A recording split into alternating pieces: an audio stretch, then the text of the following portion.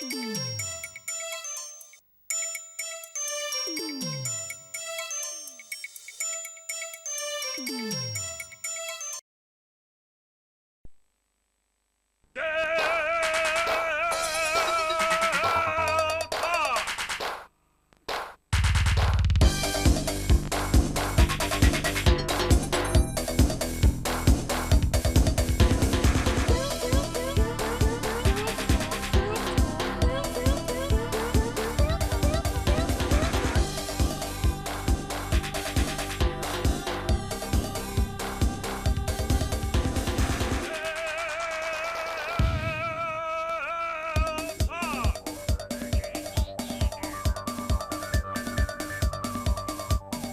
is it about the show that you like?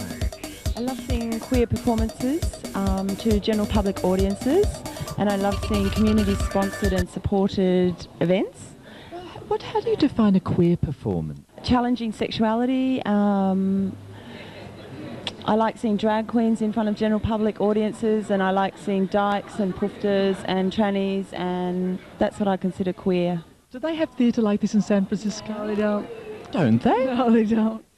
It's an opportunity to see some really current theatre, particularly, I mean, the first dance sequence that was on was just something that you're not going to see anywhere else. Diverse and entertaining. It's not too bad, not too bad. Slightly amateurish, I'm finding. Amateurish? Yes. Those are harsh words. Harsh words. We're paying harsh dollars. Do you think that's an issue, the ticket cost? Yes, definitely, in this day and age. In its own way, certainly just as good as the sort of thing that you would see at something like the Mill Dance Festival that was on late last year. The Malthouse? At the Malthouse, yes. Are you enjoying the performance this evening? Oh, it's great. I mean, it's the interval, so there's half to go. We'll be here for the second half. Which in particular has struck a chord with you so far this evening? I'm so outraged at Diana Ross now I can barely speak. And I have to throw away my Michael Jackson Diana Ross love song CD. Get out to very much theatre? Yes, I do. Mainstream theatre, mainly. Like what? Like across the road at the Sunset Boulevard and those type of things. How would you say something like Software compares to Sunset Boulevard? The sets are a little bit more modest. Oh, yes, exactly. Are you enjoying this evening's performance? Yes, they've been very interesting. Have you been to Software performances before? Not since 1994. No, well, it's a good variety, but I especially liked, enjoyed the last piece of the first act, Katherine Barry's piece. What do you suppose that was about? Just, I don't know, it was a fun dance piece. I kind of liked the apple until it went down the pants, and then it wasn't an apple anymore, and it disturbed me a bit, but that's okay. That's, you know, it was so big down there. God. I really like the stuff that's going on upstairs because it is queer. It's not your standard gay and lesbian performance. It's not safe. It's not tame. It's there's a lot of rough, spiky stuff going up there. That's really sort of like hopefully pushing a few boundaries and yeah, it's very definitely a queer performance, not gay and lesbian, and I'm really enjoying that.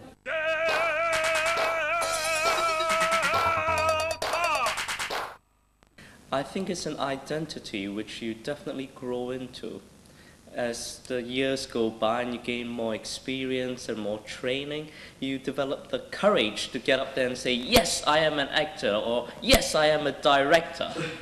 I think as we physically grow up, we all go through a phase of we want to be loved, we want attention, we want goodwill, and we want to be good at it. And I think when people embark on an acting career, there's this whole process of maturity which has to be relived. And so I guess what I'm talking about is people at different points in their growth, hopefully. Some actors at a very young age, maturity and age are not necessarily related, can achieve this quality, which I find interesting, that they do get on stage and it's not about them and being loved, it's about trying for something else. It's something more difficult, more interesting. She dispenses with narrative, she dispenses with character, she doesn't distinguish between what could be a stage direction and what might be text. And there's absolutely no story development or dramatic development as we know it. Unlike other writers, she never wrote with the finished product in mind. She never tried to construct. Well, never's a really loaded word, by the way. Gertrude Stein had a very long writing career, and it encompasses a lot of forms. What I'm talking about is her theatre works, which aren't very well known at all. Her obsession was the act of writing itself, the notion of writing from the present moment. It was the integrity of the act of writing. And my understanding is, my feeling is, she functioned on the premise that if the act of writing had integrity, if when you were writing you were really doing it, you were creating in the moment, so much so that you had no concept of what came before and what's going to come after, then the finished product must be good product. You have to take the time to actually read more of her writing and know about the relationships of the time and the background in which the work was set. And therefore, on that aspect, obviously the fact that she was a lesbian, there's impact. I must say, though, what I love about Gertrude Stein is other aspects of her writing which are so radically different, so radically challenging, that, if you like, they subsume the lesbian aspect. If there is a lesbian aspect, it doesn't strike me as a huge part in her work. I think there is such a thing as a gay sensitivity, but it's not limited to theatre. I think it's a life thing. Once you begin to identify as a gay person, I really think it permeates all aspects of your life. The best analogy I can draw is back in the, well, right throughout the ages, people have always done things in terms of restoration or trying to fake masterpieces and stuff. But after a gap of, say, 20 or 30 years, you could look back on the work that they've done and you realize that it was entirely done from, say, a 19th century perspective or an 18th century perspective. Obviously, when they were doing it, they had no idea that there was this quality in the work. They couldn't see it because they were immersed in it. And I believe it's the same thing with a queer sensitivity. I believe we live it, we are totally immersed in it, we may not always be able to identify it or recognize it when we see it now, but I think give it a bit of time. As we gain some distance, we'll be able to look back and immediately recognize the work as gay, and also immediately recognize it as late 20th century work. I finally came out to myself completely at age 19. Prior to that, I had always thought it's a phase. Maybe Freud was right. You know, you move from being narcissistic to being effectively gay, and then you move into happy heterosexual relationships. But by age 19, I had enough experience, I guess, and enough honesty to say, well, this is it. I was extremely lucky. I think I was part of the first generation of gay men who became sexually active after safe sex, at least the safe sex message was being propagated. So virtually my first sexual encounters, I knew about safe sex, HIV, AIDS, and taking care of myself. I hate people pigeonholing people. I hate that moment where you realize whoever you're talking to or whoever's talking to you isn't actually treating you as an individual. That moment where they've made up their mind and they're going to treat you in a particular fashion from the word go, and they're no longer interested in listening if they ever were. Yeah, I just hate that, because that's working on a system of stereotypes, and it doesn't give you room to breathe or get out or do something different. The starting point for most people is, where do you come from? And sometimes it's a valid question. Sometimes the circumstances allow it's an extremely valid question. but mostly people just want to know so they can make assumptions about you. Theatre has to entertain. Ideally, it should challenge as well. What tends to happen now, though, is that we parcel the task into different types of theatre. There's theatre which is mainly for entertainment, and theatre which is seen as difficult, experimental, challenging work. But of course, one can't exist without the other.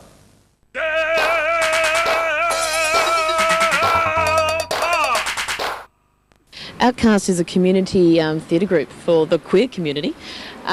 We've been around for about a year now, and we've been doing monthly play readings to try and get new works up and shown to people, an opportunity for everyone, writers, actors, production crew, to get an opportunity to express themselves in a queer theatre forum, basically.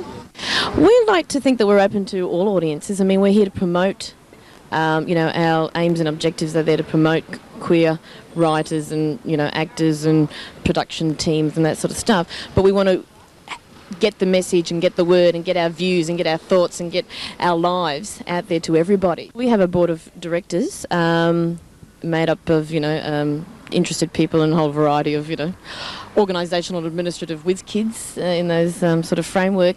And we have a membership base where it's $10 concession, $15 for full. And what you get from that is you get free entry to our play readings, you get discounts to our productions, you get a monthly newsletter, you get opportunities to win prizes galore. We've got Stephen Dawson, is actually the convener at the moment, and some people might know him. He was the writer of The Art of Being Still and The Gathering of Vampires. He's had many professional seasons. We sort of take everybody and anybody who want to support queer theatre and get the Outcast happening to the community. So it ranges. So there's opportunities for professionals. We obviously want to get into being a professional theatre eventually. We're actually paying equity rates, but at the moment I suppose we're just at that community level, starting young and looking to expand.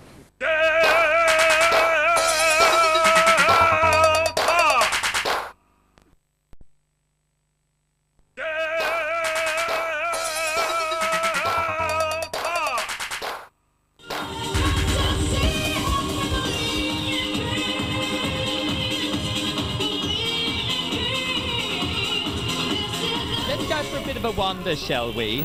Now, of course, this is the Melbourne Drag Awards here. Hi there. Hi there.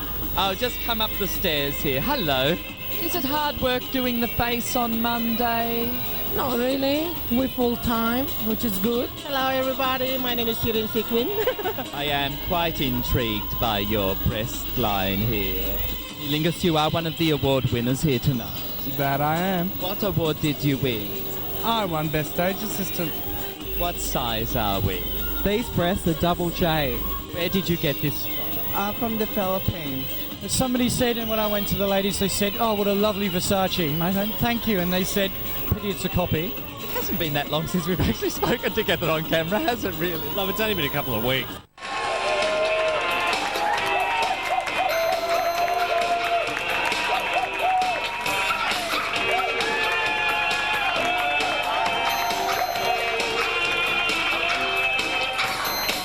Won best costume. Okay, and this is the award? Yeah, this is the award. Ta-da. Glass or Pyrex? Good evening, Kaye. Two of the big celebrities here at the Melbourne MDAs. Yes, sounds like a drug. What award were you nominated for? A culture performer. Cultural performance? Yeah. Well, I live like this. If you come to Madame Tussauds, I could serve you a cup of coffee. Is Ray Martin here? Oh, sorry, I thought it might be in a frock. What do you think about getting dressed up on a Monday? It's a pity it's not a Tuesday, Wednesday, Thursday as well. They kind of get in the road a little bit. They do. Sitting right down here at the front. I am. I was lucky. I got a good table. Is it maybe a little bit too close for some of those girls on stage, though, do you think? No. Oh, hello. Where are you all from? It's very exciting. My God, there's cameras. Just another gig, really, for you. Oh, but I'm a bit more special this time. Heard that you were doing a routine about a particular bar that had burned down. I did do that, yes I did. Did you have that one sort of in the back of the closet? Well, I had the costume ready and it was so appropriate. I thought, well, I can't not do it. Heavy credit to the committee, which I'm a part of.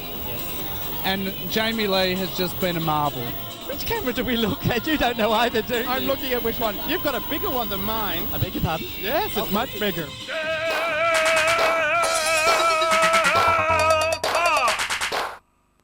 I think one of the things I like about the TLC is there are a range of people in it. There are people who are just starting off, and there are people like myself who've changed over quite a while ago. And there are people who pass and people who don't pass. Passing becomes a big issue for transgendered because, I mean, a lot of transgenders would like to just disappear into the suburbs and live happily ever after, but I don't think that many actually do, and I think it's probably a reasonably unlikely occurrence. Of all those, 3 million straight people, well, how many straight people there are out there in Melbourne, not that many of them actually live happily ever after in the suburbs. I think it's a pretty unrealistic dream. We often talk about issues they're having at work, which, I found a solution to that, 7 years ago or whatever. So we can actually share those experiences, but also that, and also I suppose gives them a bit of an aim to say, oh well, you can actually live just a fairly ordinary sort of life. Once you've changed over, you don't have to live in a transsexual ghetto, which probably 20 years ago most transgender did. They did actually live in a very transgendered sort of ghetto, and they were sort of scared to move into the mainstream society. And partly that was because of the very high levels of discrimination. Transgendered, even if they were very well educated, found it very hard to get jobs, and so the only other people they found really were very friendly were other transgendered, and there's quite interesting relationships between the gay community and the transgender community, but even there's still a lot of interestingly, a survey done in 1994 by Roberta Perkins in Sydney showed that the group that most discriminated against transgendered was in fact gay men. I asked one gay man why he thought it. He said, well, some of them were jealous because they felt, here you are, somebody who's really a boy who can go and pick up a straight boy. I thought, oh yeah. Another sort of reason I think I've heard of discrimination against some trannies by gays is when, particularly when they're first changing over and they don't look ultra glamorous like some of the drag queens around town. And I think that there's a lot of gay men, particularly around the clubs, really get into this beauty myth concept that you're of high value if you're beautiful or if you're glamorous, whereas if you're looking tragic, I use that word because that is the word which is often used. You're not really welcome in gay space. And at the other end of it, I suppose there's also a number of women in the lesbian community who see people like myself as men trying to sneak into women's space and invade women's territory where they really want private space away from men. I changed over fairly late in my life, and where I had actually worked out most of my big issues before I changed gender, as far as the public was concerned. And what happened there was that because of that, I think people found it. I'm trying to think which is the most important issue. I think probably the most important issue was the fact that when I did change gender, I did it with quite high self-esteem. I actually said, yeah, this is the way I'm going to assert me, and this is the way I'm going to do it. I think a lot of trainees when they first change over really hook into the cultural myth, which is very tranny-phobic, and so that they actually apologise for themselves to a large extent. So I think coming across as strong was one aspect, and I think another aspect is the fact that I can actually pass, which is, it worries me at one level because, but I guess it's human nature. I think I'm discriminated against less than other trainees because I look like the gender I was saying I wanted to be.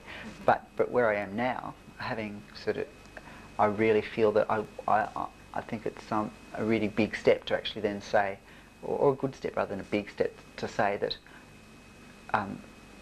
I think it's important to actually leave behind the limitations of our cultural concepts of male or female.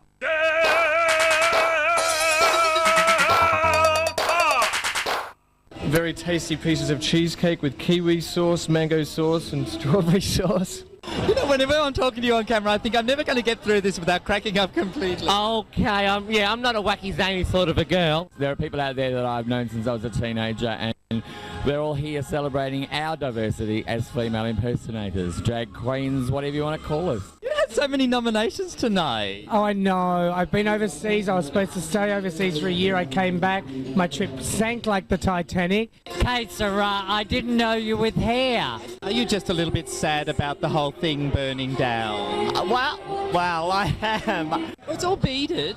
Yes, it is. Did you really just throw that together? I literally threw it together. I found out that I was coming on Saturday night. May I just make an inquiry about your chest here?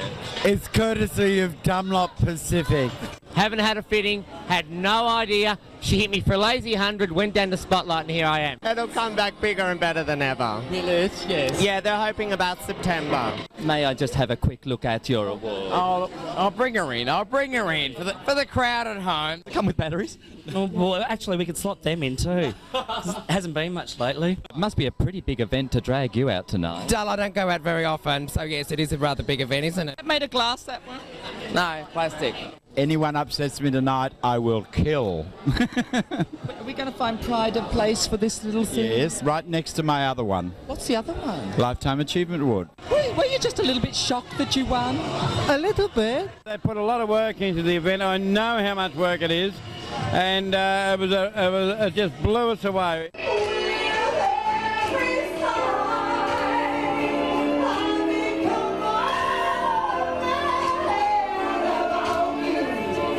You're no stranger to this scene because you've performed in many of these clubs in the past. Oh, I have. I remember early 70s, there used to be the most wonderful places called Spangles.